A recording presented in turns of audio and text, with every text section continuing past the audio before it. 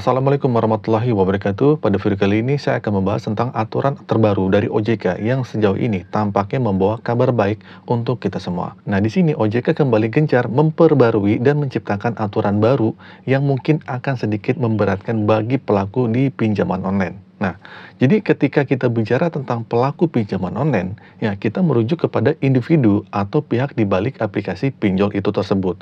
Nah, jadi pihak-pihak perusahaan ini seringkali menjadi penyedia layanan pinjaman online yang familiar bagi kita semua dan mungkin juga sering kita gunakan, yaitu mungkin pinjol-pinjol aku laku, kredivo, dan sebagainya. Nah, salah satu perubahan yang cukup mencolok dan dapat dianggap positif adalah penghapusan DC lapangan. Nah, dalam industri pinjaman online ini. Nah, meskipun aturan ini semacam ini sudah ada ya dari sejak dulu dibahas di tahun 2003 yang lalu gitu.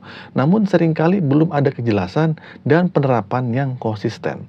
Nah, ini sulit terdeteksi karena mayoritas aplikasi pinjaman online menggunakan jasa pihak ketiga atau outsourcing. Nah, ketika pinjaman online menggunakan jasa pihak ketiga, aplikasi pinjol tersebut biasanya tidak memberikan status karyawan kepada mereka yang berfungsi sebagai kolektor atau penagih lapangan. Nah, sebagai contoh, ketika kita melihat lowongan pekerjaan sebagai debt collector di perusahaan pinjol, di pinjol A atau di B atau di C, seringkali kita akan diarahkan ke lembaga outsourcing yang bekerja sama dengan mereka. Ya, jadi gini, semoga perubahan-perubahan ini membawa dampak positif dan meningkatkan transparansi serta pelindungan bagi pengguna layanan di pinjaman online.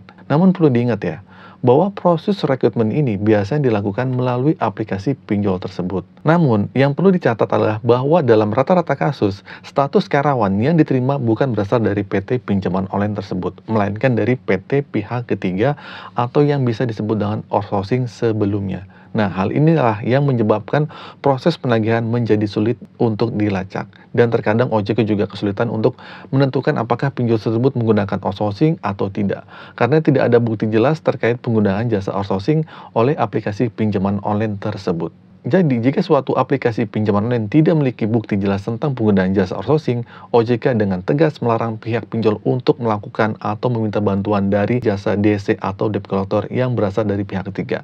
Nah, larangan ini diberlakukan karena banyak keluhan masyarakat terkait perlakuan dan proses penagihan yang dianggap tidak manusiawi oleh pihak DC atau debt collector pinjol.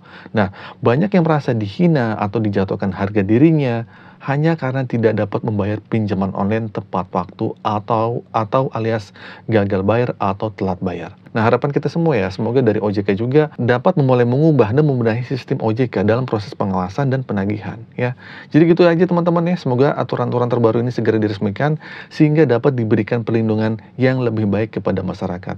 Sampai jumpa di video berikutnya. Terima kasih telah menyimak video ini sampai selesai. Saya bikin singkat aja video ini. Mohon maaf jika ada kesalahan kata. Akhir kata dari saya, Assalamualaikum warahmatullahi wabarakatuh.